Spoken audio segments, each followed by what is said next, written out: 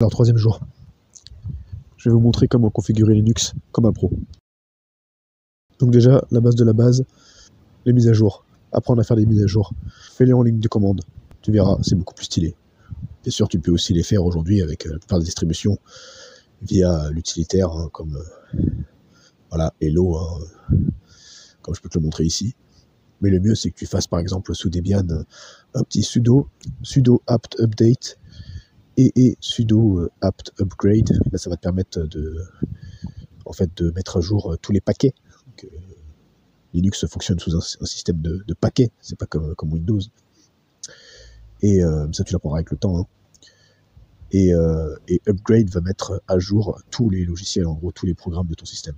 Sous Arch Linux par exemple, ce serait pas apt update et upgrade, c'est avec pacman comme le jeu. Hein. Donc c'est pacman-s majuscule y pour équivalent de update et -s majuscule YU pour l'upgrade, donc la mise à jour de tout le système. Ensuite, deuxième étape, donc il va falloir, ça va être galère, il va falloir que tu installes, c'est Linux hein, malheureusement, il va falloir que tu installes les pilotes Wi-Fi, GPU, donc de la carte graphique, du CPU, donc du processeur.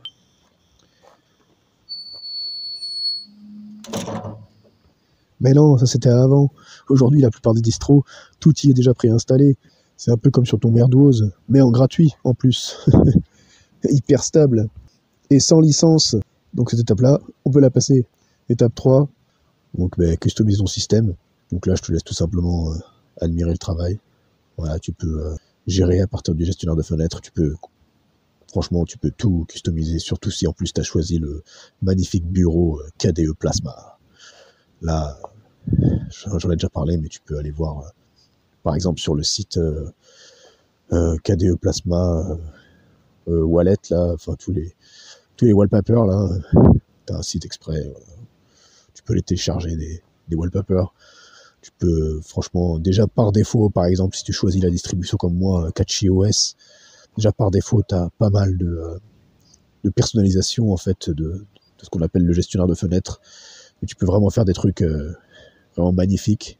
Te faire un système complètement customisé avec des fenêtres logicielles vraiment belles, vraiment voilà, à ton image, avec des thèmes, des icônes. Tu pourras mettre par exemple un dark mode ou un light mode, un effet arctique, ce genre de choses. Et bien sûr, mettre le fond d'écran que tu veux, que tu souhaites.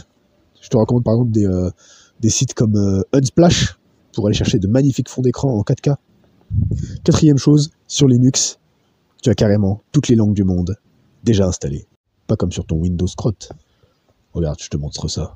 Tu vas dans Keyboard, tu as tous les claviers que tu veux et toutes les langues du monde. C'est magnifique.